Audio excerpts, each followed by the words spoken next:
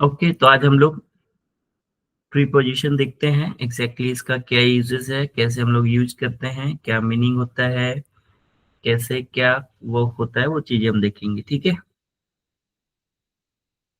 Yes. तो preposition, कौन कौन से प्रीपोजिशन आपके लिए यूजफुल है वो सारे ऑलरेडी यहाँ पे मेंशन किया हुआ है। So let's see exactly what is the meaning and how can we use that. So Spanish prepositions are essential words that connect noun or pronouns with other elements while expressing location, time, direction, and more. In short, prepositions are the glue that holds your sentence together, allowing you to form well-structured sentences.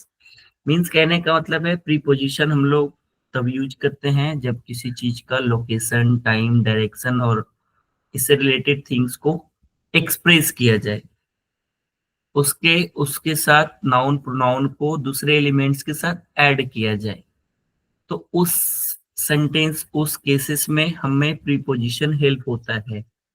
For example, यह pen मेरे लिए है, तो यहाँ पे जो preposition आ रहा है इट्स पेन फॉर मी, तो फॉर इज अ प्रीपोजिशन, लिए।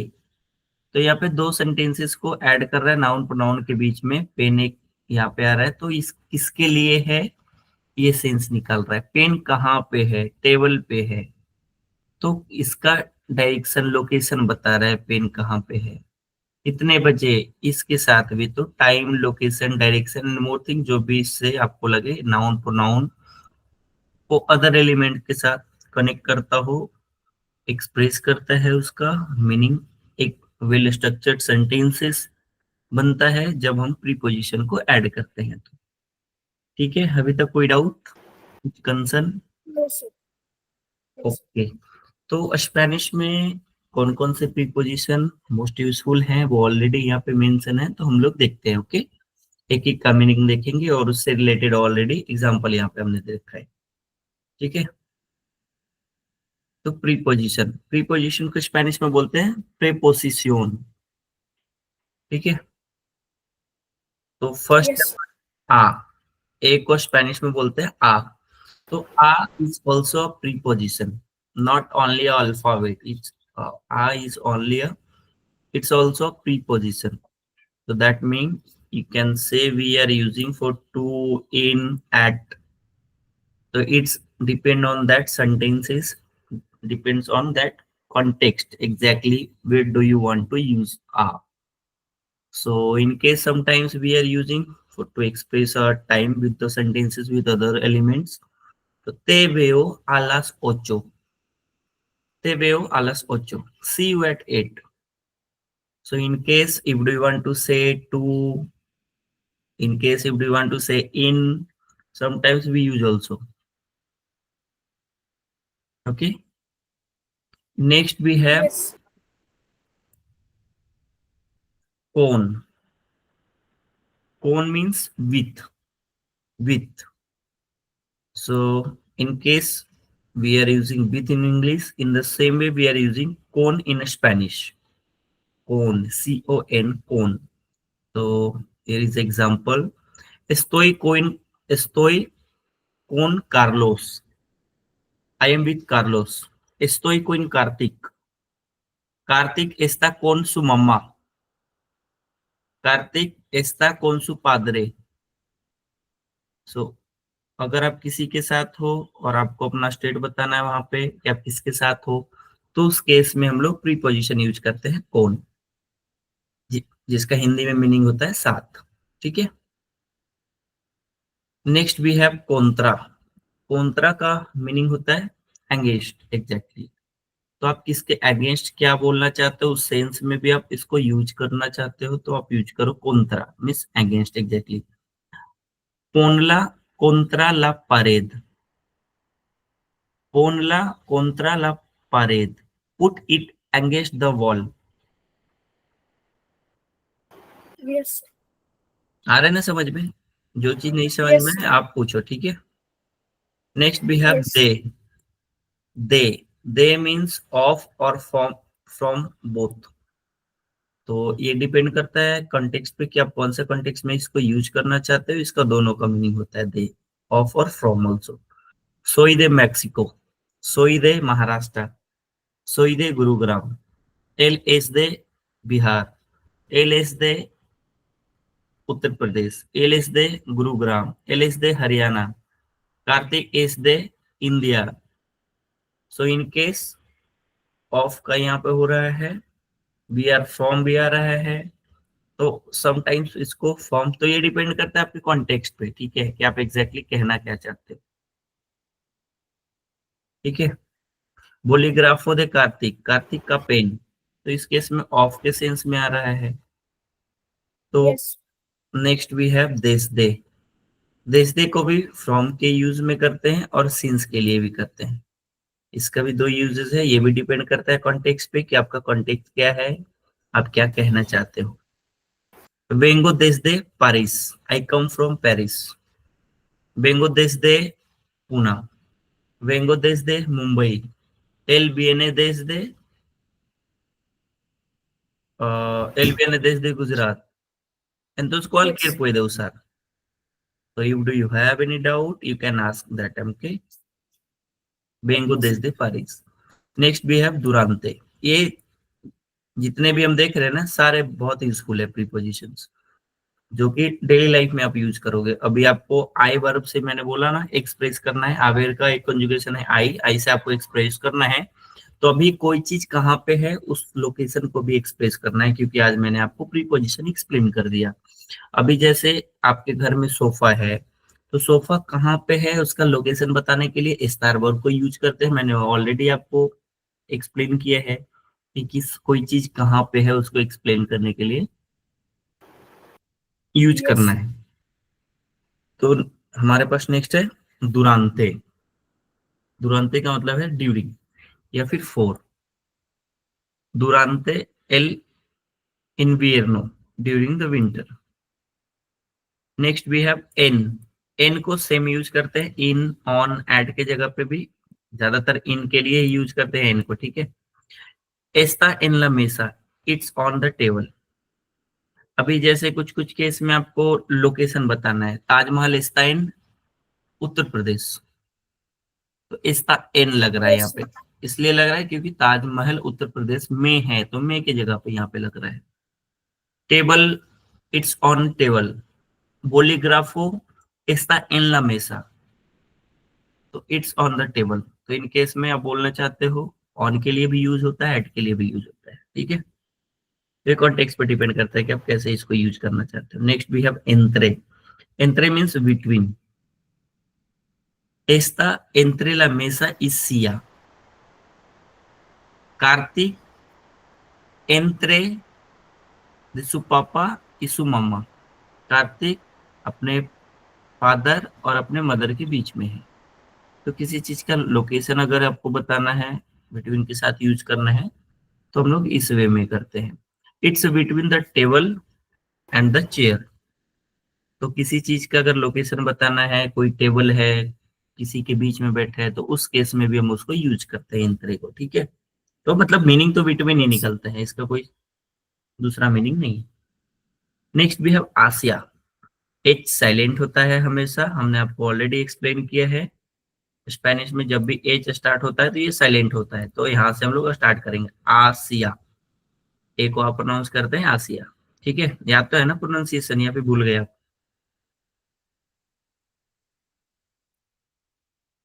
प्रोनाउंसिएशन तो याद है ना करते? Yes. Sir.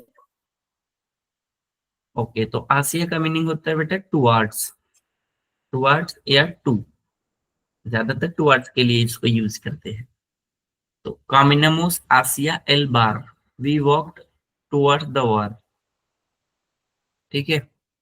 Yes. सेंटेंसेस आ रहे हैं ना समझ में कैसे ये यूज हो रहा है, Yes. क्योंकि Sir. इसको समझना भी बहुत इंपॉर्टेंट है। तो आसिया को टुवर्ड्स की ओर, टुवर्ड का मतलब होता है की ओर, Yes. Sir. ठीक है। आस्था, आस्था का मतलब अंटिल या अप टू, दोनों के लिए हम लोग यूज करते हैं। trabajo hasta a las 5 de la tarde, I work until 5 in the evening। तो hasta का मतलब होता है until। Next we have para। para का मतलब होता है 4 या 2। es para ti, este es para ti, it's for you, okay। este teléfono para ti, este teléfono para su mamá, este teléfono para su papá, para su padre, para su hermano, okay. तो Yes. इस case में 4 के लिए भी हम लोग use करते हैं, समटाइम्स 2 के लिए भी इसको यूज करते हैं। जबकि पारापोर का और भी बहुत ज्यादा मीनिंग निकलता है, तो इसके लिए नेक्स्ट हम लोग जब जाएंगे B1 लेवल में, तब इसको थोड़ा सा डीप में लर्न किया जाता है। पारापोर का और भी थोड़ा यूज होता है डिफरेंस में। ओके, नेक्स्ट वी हैव पोर। पोर को कैसे यूज करते हैं? पोर को फोर के लिए भी करते हैं, वाई के लिए करते हैं, अराउंड के लिए करते हैं, थ्रू के लिए करते हैं। तो ये डिपेंड करता है उस कॉन्टेक्स्ट में कि आप किसके लिए यूज करना चाहते हो। BNA फॉर ती, आई केम फॉर यू। तो इस केस में यहाँ पे फोर लग रहा है, लेकिन फिर भी फोर को यूज किया जा रहा है। तो ये डिपेंड करता है उस कॉन्टेक्स्ट पे कि आप कहना क्या चाहते हो। समटाइम्स ये थ्रू के लिए भी ज्यादा यूज होता है। Yes. ठीक है, Yes. नेक्स्ट वी हैव सिन। सिन मीन्स विदाउट। साली सिन दिनेरो, ये पास्ट है। पास्ट आपको कंजुगेशन में अगर इश्यू आ रहा है तो कोई दिक्कत नहीं, बस आपको सेंटेंस समझना है। I left without money, okay. estoy aquí sin tú, I am here without you। Yes, sir. सोब्रे, सोब्रे मीन्स अबाउट या ऑन टॉप ऑफ। तो ज्यादातर अबाउट के लिए यूज किया जाता है, ऑन टॉप ऑफ कभी कभी रेयर केस में यूज करते हैं। नो hablamos sobre eso, we didn't talk about it।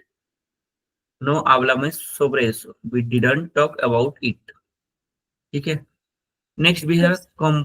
Compound prepositions. तो कंपाउंड प्रीपोजिशंस क्या होते हैं वो देखते हैं। कंपाउंड प्रीपोजिशन बेटा हम इसको कहते हैं जो दो के साथ मिलकर ऐड होके बना हो। Yes, sir. यहाँ पे देखो, देवाखो, अवाखो दे। अवाखो दे का मतलब होता है बिलो या अंडर। तो दे एक अलग प्रीपोजिशन है, लेकिन ये इसके साथ ऐड हो के बन रहा है बिलो या अंडर। ठीक है, नेक्स्ट है अलादो दे। अलादो दे में भी दे अलग है, ये दोनों अलग है, तो इसके साथ ये मिक्स होके कंपाउंड होके बना नेक्स्ट टू। ठीक है, Yes, sir. Kartik está al lado de su hermana। Kartik अपने बहन के बगल में है। अगर कोई फोटो वगैरह आपको एक्सप्रेस करना है जिसमें आप किसी के बगल में हो, तो उस केस में अलादो दे बोलते हैं। ठीक है, hay una cocina en mi casa que está al lado de baño। मेरे घर में मेरे घर में जो किचन है वो घर के वॉशरूम के बगल में, इस केस में भी बोल सकते हो। या फिर मेरा जो रूम है वो किचन के बगल में है। ठीक है, mi habitación está al lado de la cocina। ठीक है, Yes. antes, antes de, before। antes de मतलब before। cerca de, nearby, close। yo vivo cerca de Taj Mahal, मैं ताजमहल के बगल में रहता हूँ, क्लोज रहता हूँ, नियर बाई में रहता हूँ। तो उस केस में बोलना है तो cerca de यूज करते हैं। Okay, yo vivo cerca de Gurugram, yo vivo cerca de Nueva Delhi। Got it. Yes, sir. Next we have देत्रास दे। देत्रास दे मतलब behind it. Okay, estoy aquí atrás de su pared, मैं आपके दीवार के पीछे ही हूँ। तो देत्रास दे मतलब behind. Yes, sir. Next we have después de, after. After, después de। यहाँ पे था antes de, before, después de, after। en contra de, opposed to। Yes, sir. opposed to, जैसे यहाँ पे हमने contra पढ़ा था ना, contra मीन्स against, लेकिन वहीं पे contra de आ गया। en contra de मतलब opposed to, आपके अपोजिट Yes. से। en lugar de, instead of, instead of, en lugar de। ठीक है, Yes. en el en lugar de cuatro se necesita poner 5. En lugar de 5 se necesita escribir 8. Yes. En medio de. En medio de means in the middle of. En medio de, in the middle of. Next we have enfrente de, in front of. Yo estoy enfrente de su oficina. I am here in front of your office. Estoy aquí enfrente de su oficina. ठीक है? Gracias a, thanks to. Gracias a, thanks to. Por encima de, over या above. Por encima de, over या above. ठीक है? तो इतने Yes. A1 level के लिए, A2 लेवल के लिए बहुत है इंपॉर्टेंट, जो आपको जो डेली लाइफ में यूज करते हैं.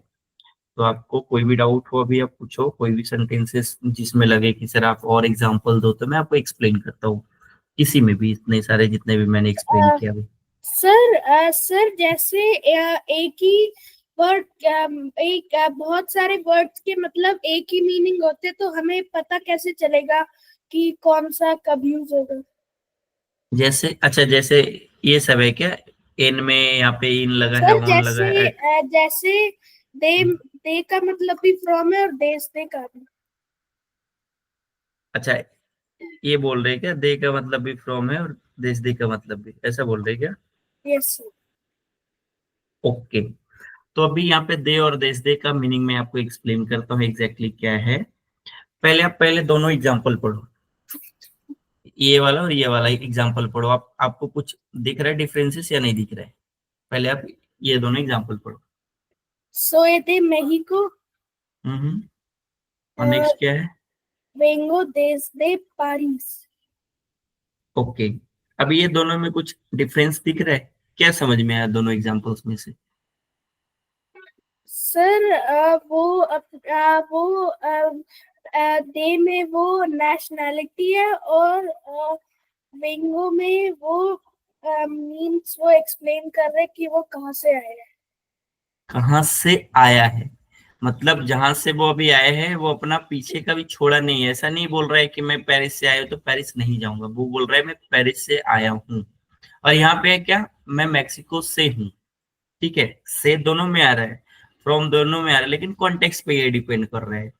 अभी आपको अगर अपना लोकेशन बताना है तो आप उसमें दे लगा के बताओगे, तो ये कॉन्टेक्स्ट है. जैसे हमने आपको स्टार और शेर का यूजेस कैसे बताया था कि कुछ कुछ टेम्पोररी केसेस में भी शेर स्टार को यूज करते हैं. तो इस केस में यहाँ पे आप देखो सोई दे मैक्सिको, तो यहाँ पे ये बोल रहा है सोई दे मैक्सिको, ये अपना प्लेस ऑफ ओरिजिन बता रहा है कि मैं मैक्सिको से हूँ. तो प्लेस ऑफ ओरिजिन के लिए हमेशा आप दे को ही यूज करोगे.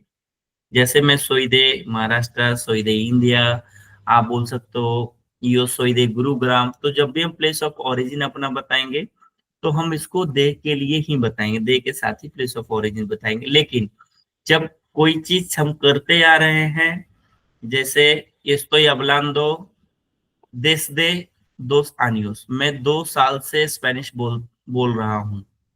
तो यहाँ पे आपको दिख रहा है कुछ टाइम फ्रेम कि वहां से वो चल रहा है, वहां से वो स्टार्ट हुआ है. जैसे वो बोल रहा है यो बेंगो desde पेरिस, तो ये पेरिस से चल के आया है, तो वो दिख रहा है उसका एंड कहाँ से स्टार्ट हुआ था. लेकिन यहाँ पे आपको सोई दे मैक्सिको से बोल रहे कि मैं मैक्सिको से हूँ. मैं कहाँ से आ रहा हूँ, कहाँ से जा रहा हूँ, मैं कितने साल से रह रहा हूँ, इसमें कोई एक्सप्लेनेशन नहीं है. सिर्फ मैं बता रहा हूँ कि मैं मैक्सिको से हूँ. लेकिन यहाँ पे बेंगो दे पेरिस, मैं पेरिस से आ रहा हूँ. या फिर estoy hablando español desde 2 años. ऐसे तो आसे 2 años भी अभी लोग यूज करते हैं जब वो थोड़ा सा हाई लेवल पे जाते हैं, लेकिन नॉर्मली बेसिस के लिए desde यूज करते हैं.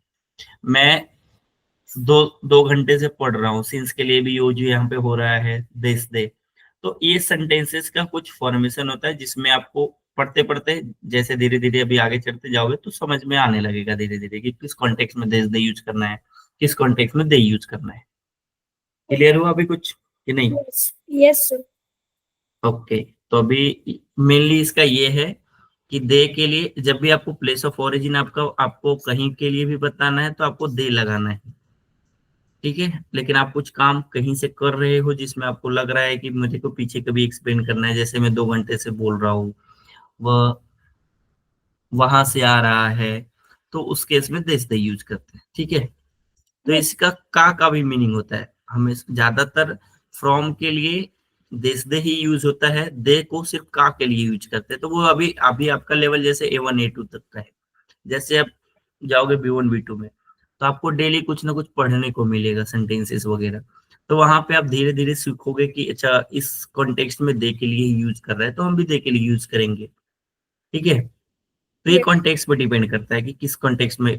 यहाँ पे ये देखो सोई दे मैक्सिको, ये मैक्सिको से है तो अपना प्लेस ऑफ ओरिजिन के लिए, लेकिन यहाँ पे दिस दे यूज कर रहा है। तो अभी आपको यहाँ पे एक चीज क्लियर हुआ होगा कि मैक्सिको अगर अपना प्लेस ऑफ ओरिजिन बताना है तो हम दे के लिए यूज करते हैं, लेकिन कहीं समा रहे हैं कुछ करते आ रहे हैं तो उस केस में हम लोग दिस दे को यूज करेंगे। तो वो जैसे जैसे आपका लेवल बढ़ेगा, आप जैसे जैसे सेंटेंसेस पढ़ोगे, जैसे जैसे आप बुक रीड करना स्टार्ट करोगे तो आपको यूजेस अच्छे से समझ में आएगा, ठीक है। Okay, sir.